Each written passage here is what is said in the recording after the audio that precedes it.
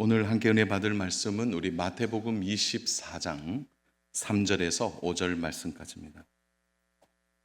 마태복음 24장 3절에서 5절 말씀까지입니다.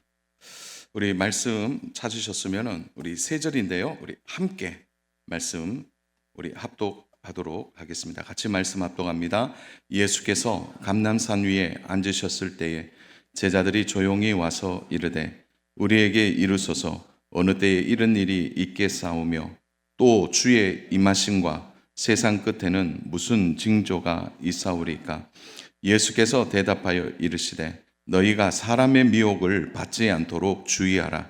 많은 사람이 내 이름으로 와서 이르되 나는 그리스도라 하여 많은 사람을 미혹하리라.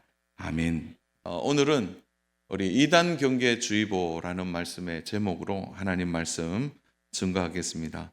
오늘 본문의 내용들은 예수님께서 성전 바깥으로 제자들을 데리고 나가셔서 감람산 위에서 제자들의 질문에 답을 하신 내용입니다. 감람산은 예수님이 앉으신 그 감람산은 예루살렘 성전의 위치보다 약 한 100m 정도 높은 곳에 있습니다. 그래서 예루살렘 전체가 내다볼 수 있는 곳에서 예수님은 제자들의 질문에 답을 해 주십니다.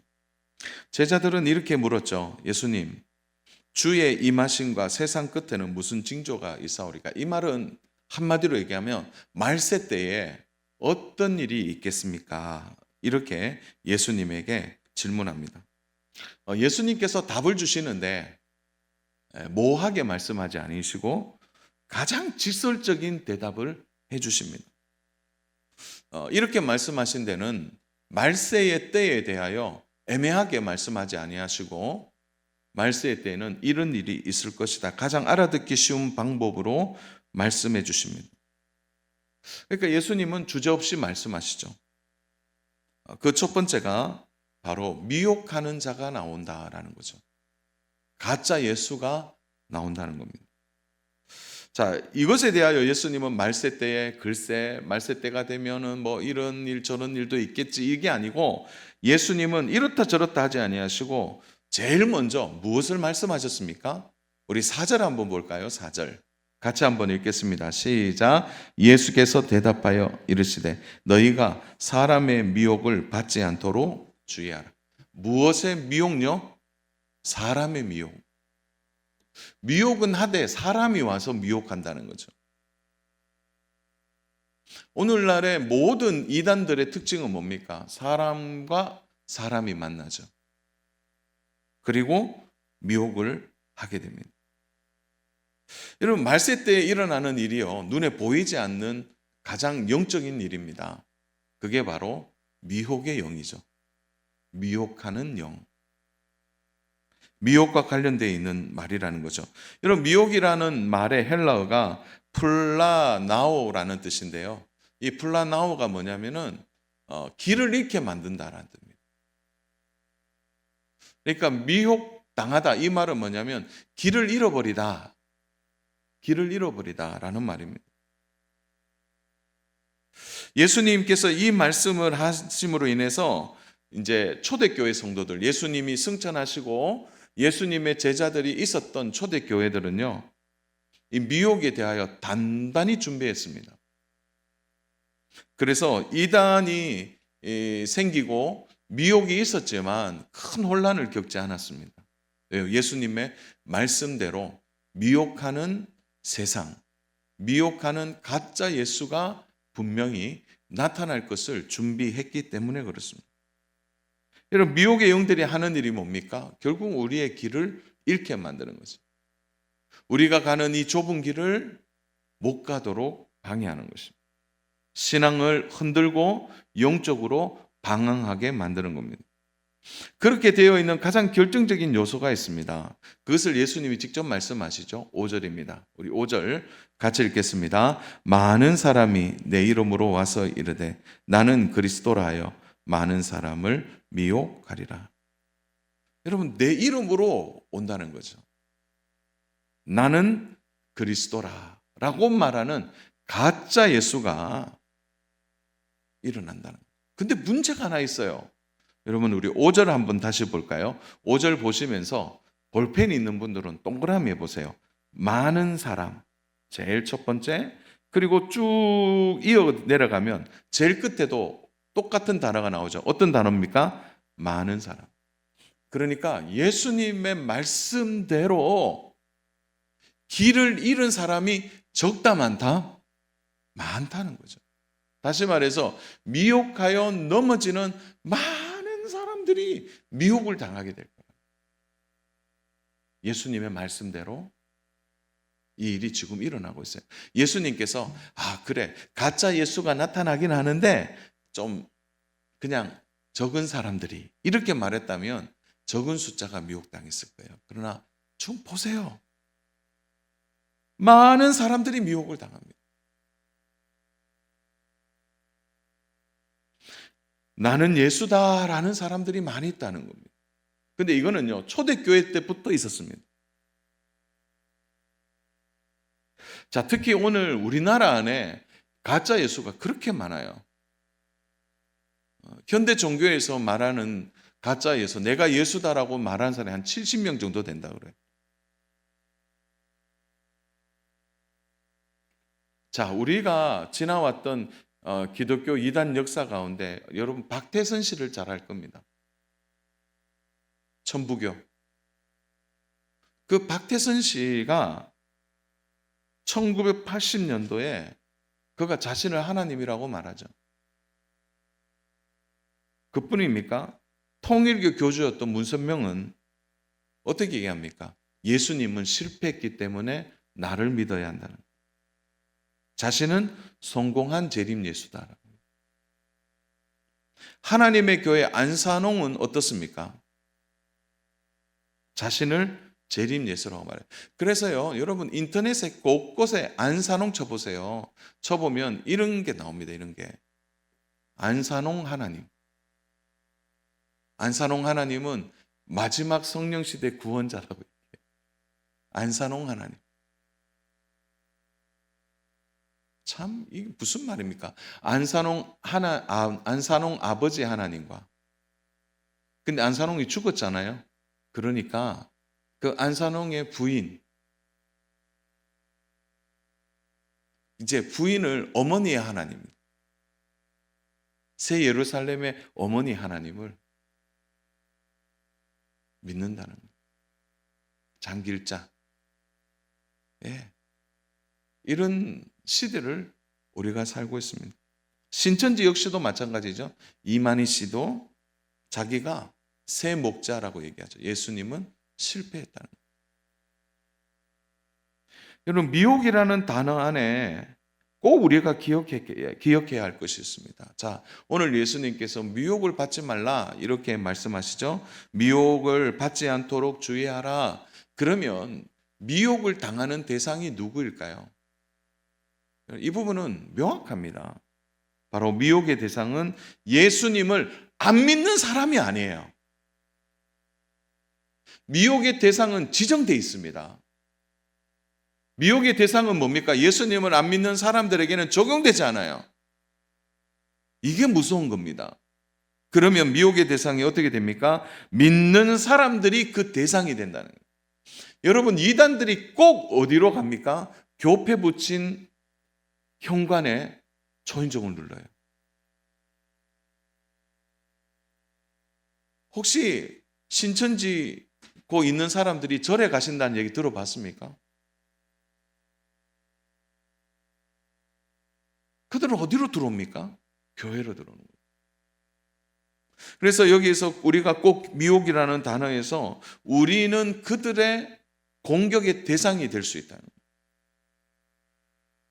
자, 그렇다면 우리가 이단에 빠지지 않고 그들의 미혹에 넘어지지 않으려면 어떻게 해야 할까요?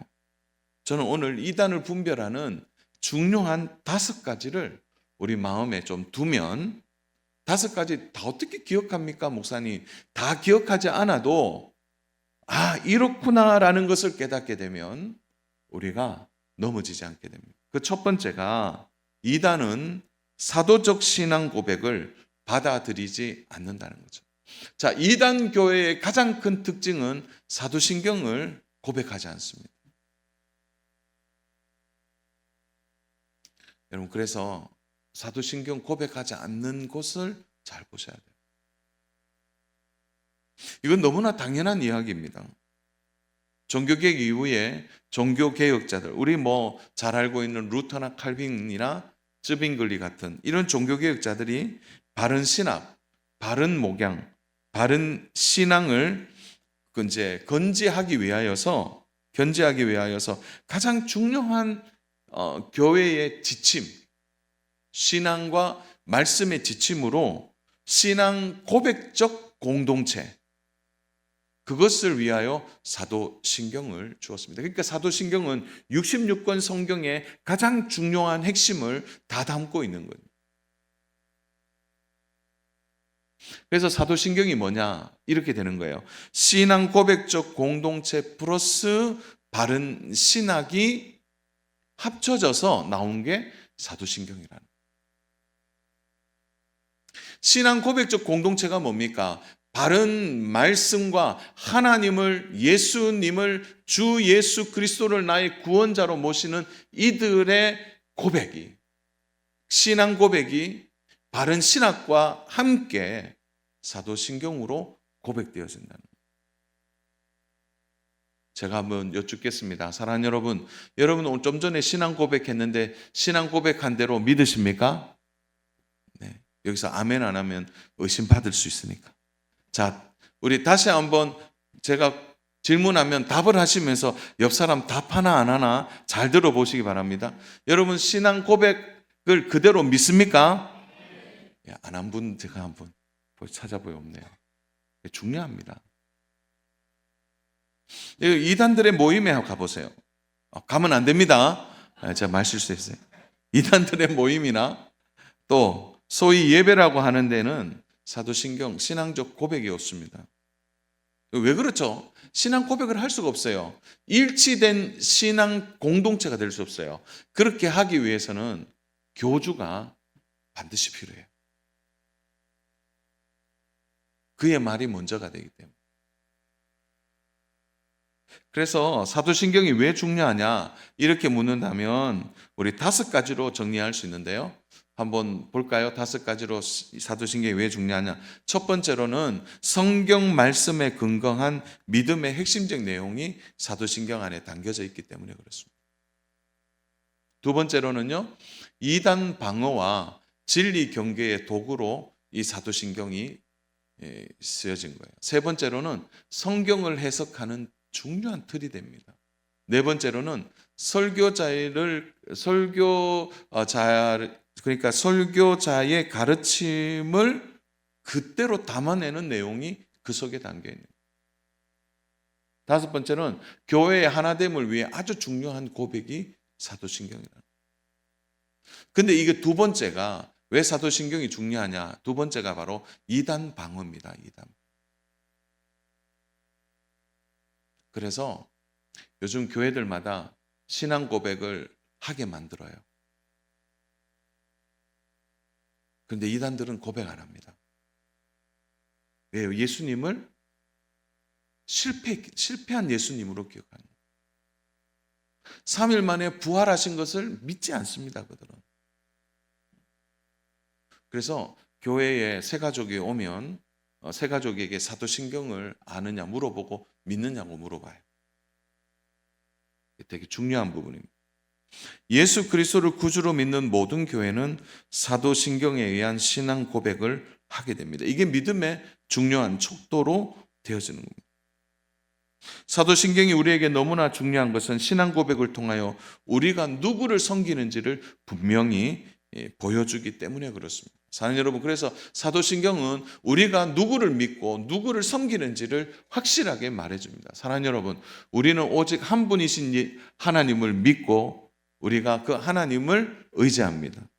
다른 건 없다는 거죠. 그래서 사도신경 우리가 하나님을 바르게 믿는다는 신앙의 확실한 고백입니다. 그래서 머릿속에 넣어줍시오. 이단들은 사도신경을 고백하지 않는구나. 자, 두 번째로는 중요한데요. 이단은 성경만을 믿지 않는다는 거예요. 이단들은 성경만을 믿지 않는다는 거예요. 이 말은 뭡니까? 성경의 권위 위에 또 다른 권위가 있다는 거예요. 그게 바로 교주의 어록, 교주의 말, 교주가 쓴 책이죠. 사랑하는 여러분, 하나님의 말씀에 무한 하나님의 말씀은 오직 성경밖에 없습니다. 거기에 그 어떤 것도 권위를 부여할 수 없다는 거죠. 그래서 이단들은 성경 외에 다른 지식을 권위 있게 주장합니다. 이단은 다른 복음의 권위를 부여하여 이를 신봉하게 되는 거죠. 그래서 갈라디아서 1장 7절과 8절 말씀을 우리가 주의 깊게 들어야 되는데요. 우리 갈라디아서 1장 7절부터 8절 같이 한번 합독하겠습니다. 다른 복음은 없나니 다만 어떤 사람들이 너희를 교란하여 그리스도의 복음을 변하게 하려 함이라. 그러나 우리나 혹은 하늘로부터 온 천사라도 우리가 너희에게 전한 복음 외에 다른 복음을 전하면 저주를 받을지어다. 다른 복음. 그러니까 하나님의 말씀, 그리스도의 복음 외에 다른 것을 전하는 거예요. 그래서 교주의 말이 성경의 권위 위에 있는 겁니다. 성경의 권위보다 교주의 말이 더 중요하죠. 그래서 그들은 성경을 뜯어 고칩니다. 자기들의 틀에 맞추어 짜집기를 하는 거죠. 교주들이 신앙의 대상이 되고 계시의 원천이 됩니다. 숭배의 대상이 되고 교주를 신격화하는 것입니다. 말씀 준비하는 내내 교주들의 사진을 준비했다가 어떤 마음이 들었냐면 어떻게 저런 사람을 하나님으로 믿지 해서 올리는 것 자체가 너무 제가 생각할 때 이건 제가 너무 마음이 그래서 빼버렸어요. 어떻게 저런 사람들을 하나님으로 믿느냐.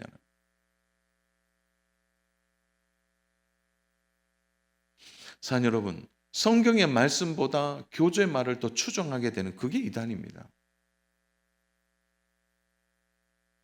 그래서 교주가 쓴 책이나 어록을 믿고 사는 거죠. 위험한 것입니다. 사랑하는 여러분, 우리가 오늘 믿고 의지하고 따르는 것은 성경밖에 없습니다. 성경 외에 다른 것은 없습니다. 세 번째로는 예수님을 어떻게 보고 있느냐라는 것. 자, 제일 중요한 부분이에요. 예수님을 어떻게 보고 있느냐라는 거죠. 예수님을 참 하나님의 아들이시고 그분은 신성과 인성을 동시에 완벽하게 가지신 분임을 믿으십니까? 대표적으로 물 위로 걸어가신 예수님은 바로 신성의 하나님이시죠. 그러나 동시에 나사로를 보고 우시기도 하고 배고프셨고 또 고나여 잠을 주무셨다는 거예요. 그러나 바로 인간의 몸을 입으셨지만 죄는 없으신 분이 우리 예수님이십니다. 사랑하는 여러분, 베드로가 너무나 중요한 신앙 고백을 했습니다. 우리 마태복음 16장 16절이죠.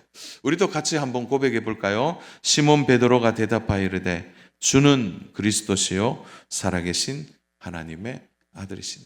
그리스도라는 말이 뭡니까? 구원자라는 뜻이죠. 이 땅에 구원자로 오시고 살아계신 하나님의 아들이시다. 우리 한번 믿음으로 고백하겠습니다. 주는 제가 주임새를 넣으면 하세요. 주는 살아계신 우리 믿으시면 아멘입니다. 확실하게 믿어야 되는 거예요. 과거의 이단들과 지금의 이단들은 둘 중에 하나는 부인해요. 하나님은 맞는데 인간의 몸은 입지 않으셨다. 인간의 몸은 입으셨는데 신성은 없다. 둘 중에 하나는 부인해요. 왜요? 부인해야 교주가 들어갈 자리가 있기 때문에 그렇습니다.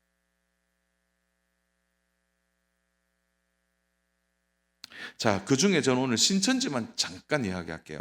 신천지는 예수님을 어떻게 생각합니까? 사랑하는 여러분, 그들의 교리를 전반적으로 보면은 하나님이 시대마다 이렇게 주장해요. 아담을 세우셨어요.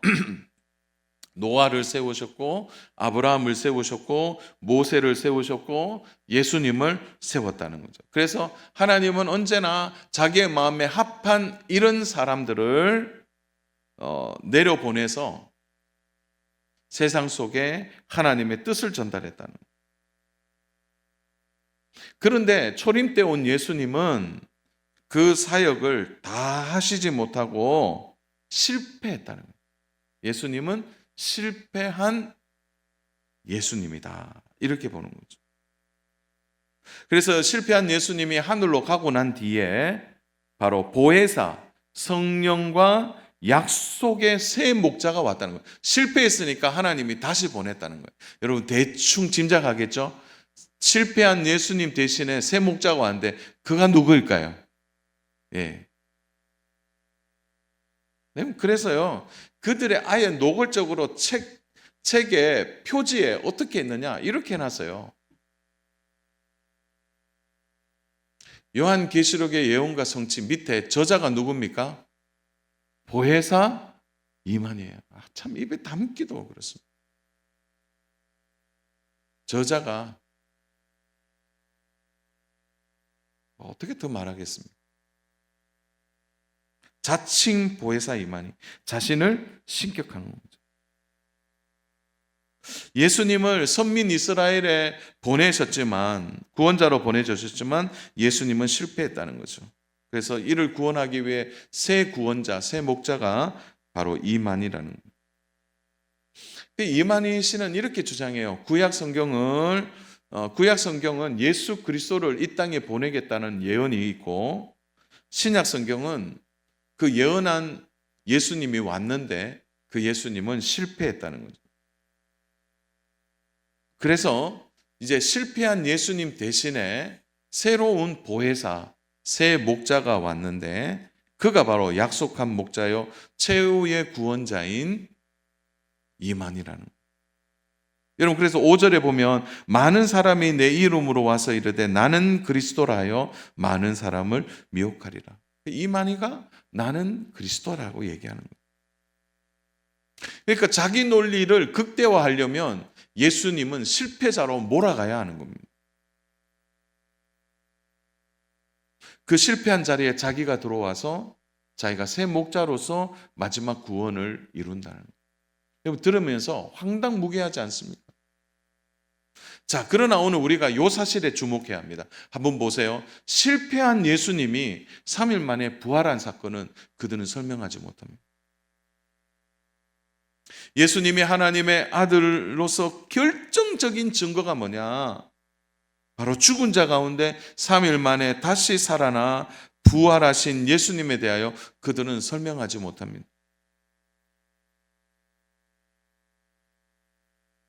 여러분 예수님이 부활하지 않았다면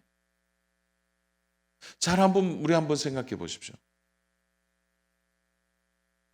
여러분 예수님이 부활하지 않았는데 그렇게 많은 순교자들이 나올 수 있습니까? 11 제자가 예수님의 부활을 증거하다가 그들이 순교했습니다. 목이 잘리고 화형을 당하고 팔다리가 찢겨져 나가고 거꾸로 십자가에 매달리고. 여러분 눈에 보이지도 않고 그것을 내가 믿지 않는데 자신이 사지가 나뉘어지는 그런 고통의 순교를 할 수 있겠습니까? 많은 믿음의 성도들이 그 경기장에서 맹수들의 밥이 되는 끔찍한 일을 그들이 당당하게 찬송을 부르면서 걸어간 그 일은요, 예수님의 부활 사건이 믿어지지 않으면 할 수 없는 일입니다. 자신의 신념으로 그렇게 순교할 사람이 과연 몇 명이 될까요? 11 제자의 순교뿐 아니라 수많은 믿음의 성도들의 순교는 바로 예수님의 부활의 증거라고 말할 수 있는 거예요. 그들이 사도신경을 고백하지 않는 일이 뭐예요? 3일 만에 부활한 것을 그들은 이해할 수 없는 거예요. 예수님은 실패해야만 한다고 그들이 믿어야 했기 때문에. 네 번째로는요, 기성교회에는 타락했다고 말합니다. 기성교회는 구원이 없다. 교회가 타락했다고 말합니다. 타락했기 때문에 구원이 없다. 앞뒤가 맞지 않는 거죠. 타락한다고 구원이 없는 겁니까? 교회가 타락했기 때문에 그 자체가 잘못됐다고 말할 수 있습니까? 여러분, 교회의 연약함을 공격하는 것이죠. 우리가 교회를 바라볼 때 교회는 두 가지의 관점이 있습니다. 하나는 천성교회죠. 이건 뭐냐? 천국의 교회입니다. 천국의 교회는 완벽한 교회예요. 그러나 가시적 교회, 다시 말해서 우리의 눈에 보이는 지금 이 교회, 이 지상교회는 불완전한 교회입니다. 여러분, 왜 그럴까요? 교회를 이루는 성도들이 불완전하기 때문에 그렇습니다. 그래서 연약하지만 지상교회는 예수님을 믿는 믿음의 고백 위에 교회가 세워져 있고, 그러한 세워진 교회 위에 신앙 고백이 드려짐에도 불구하고 사람들이, 믿음의 성도들이 연약하기 때문에 바로 우리의 죄된 모습을 드러내는 것이 지상교회의 특징입니다. 완전한 교회를 기대하면서 비교하는 것은 문제가 있는 거죠. 그래서 그들은 그렇게 말해요. 교회는 구원이 없다. 왜? 불완전하기 때문에. 그리고 기성교회의 목회자들을 비난하고 비판합니다. 한동안 저도 편지가 매주 왔습니다. 매주. 회개하라는 편지. 다 그 신천지에서 보낸 겁니다. 그러나 자신들의 교회는 그렇지 않다고 말하죠.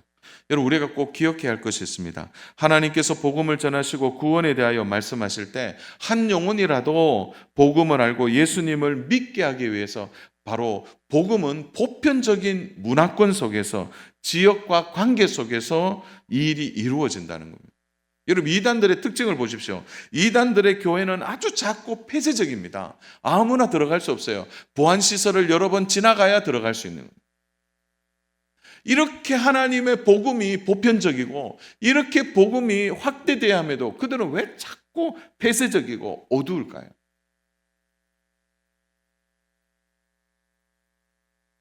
사는 여러분, 하나님께서 진정한 복음을 전하시는데 닫혀있는 공동체에 참된 복음이 흘러가도록 하시겠습니까? 예를 들어 예수님께서 이 땅에 복음을 전하기 위해서 한번 보십시오. 아프리카 저 소수 부족에게 예수님이 가셨어요. 한 50명, 100명 모이는 그쪽에 가셔서 복음을 전하십니다. 근데 그게 보편적, 이 모든 사람이 예수님을 알고 구원에 이르게 하기 위해서는 아프리카의 소수 부족의 500명 채 안 되는 거기에 가서 복음을 전하고 일생을 거기서 사셔서 죽으셨다면 말이 되겠습니까? 그런데 보십시오. 예수님이 갈릴리 지역을 다니시면서 복음을 전하시고 폐쇄적이셨습니까? 공개하셨어요, 복음을. 그리고 예수님은 그런 맥락에서 보십시오. 제자들은요, 어디에서 복음을 전합니까? 모두가 도시를 중심으로 해서 복음이 확대되었다는 것을 기억해야 합니다. 그래서 마지막 로마에서 복음이 흘러서 모든 길은 로마로 통하는 그 복음이 그렇게 확장됐다는 거예요. 그래서 기성교회는 구원이 없고 이렇게 자꾸 우리만 구원이 있다. 이거는 잘못됐다는 거예요. 마지막 다섯 번째는 하나님의 말씀을 어떻게 해석하고 있느냐는 거죠. 사랑 여러분, 성경은 유기적 영감으로 기록되어 있습니다. 이 말은 뭐냐면 사람을 하나님이 기계적으로 사용하셔서 사람이 갑자기 어떤 일을 하는데 두두두둑 이렇게 돼서 막 쭉 쫓는 그런 기계적인 이야기로 성경이 쓰여졌다고 말하지 않는다는 거예요. 유기적 영감은 뭡니까? 바로 그들의 성격과 기질과 은사와 재능과 그들이 교육받은 교육의 수준과 문화, 어떤 그들의 문학적 지식과 소양과 어휘와 문체와 또 그들의 스타일을 하나님은 일일이 하시고 그들의 마음에 성령을 통하여 조명하셔서 기록하게 하셨어요. 놀라운 것은요, 성경을 기록할 때 쓸 동안은요, 죄의 영향력을 누르셨어요. 사람 안에 있는. 그래서 그들이 언어를 선택하고 생각을 표현하는 일에 하나님은 유기적인 방법으로 성경을 쓰도록 했다는 거예요. 그러므로 성경은 불완전한 것이 아닙니다. 사람이 썼으니까 불완전하지. 그게 아니라는 거죠. 오류가 없는 하나님의 말씀이라는 거죠. 그러나 이단들은 성경을 그렇게 보지 않아요. 왜요? 성경을 뜯어 고쳐야 되니까. 교주의 교리에 맞게 만들어야 되니까 엉뚱한 것을 가지고 나서 문자적인 해석으로 그들이 이야기해요. 그 대표적인 게 뭘까요? 바로 우리가 잘 아는 요한계시록. 사랑하는 여러분, 요한계시록은 묵시문학입니다. 묵시문학. 상징적 문화예요. 그래서 어떤 어떤 일이 발생했을 때 그것을 묵시, 상징적으로 봐야 된다는 거예요. 대표적인 게 요한계시록 7장 4절이죠. 우리 같이 한번 읽어보겠습니다. 내가 인침을 받은 자의 수를 들으니 이스라엘 자손의 각 지파 중에서 인침을 받은 자들이 14만 4천인. 그러니까 인침받았다, 구원받았다는 사람이 14만 4천 명만 구원받는다. 신천지가 그렇게 이해하잖아요. 문자적으로. 그러면 이전에 잘 믿은 성도들은 몇 명이 될까요, 도대체? 또 지금요, 신천지는 이미 30만이 넘었다 그래요. 그러면 나머지는 그 안에 있는 사람은 어떻게 합니까? 잘못됐다는 거죠. 그러니까 성경을 문자적으로 받아들이는 이 어리석음이 그들에게 있는 겁니다. 사랑 여러분, 시간이 많이 지났기 때문에 우리가 이단들의 교리를 굳이 내가 공부하고 살필 필요는 없습니다. 그러나 잘 기억하셔야 합니다. 그들의 가르침 안에는 성경의 권위 위에 있습니다. 특별 계시를 받았다, 삼위일체를 믿느냐, 이것도 맞지 않는 거예요. 요즘 유튜브에 보니까 유튜버에 뭐 전도자 이름으로 뭐 요즘 뭐 박뭐라는 전도자가 나오는데 그거 거짓말입니다. 그거. 조심하셔야 돼요. 대부분의 이단들은 삼위일체를 믿지 않습니다.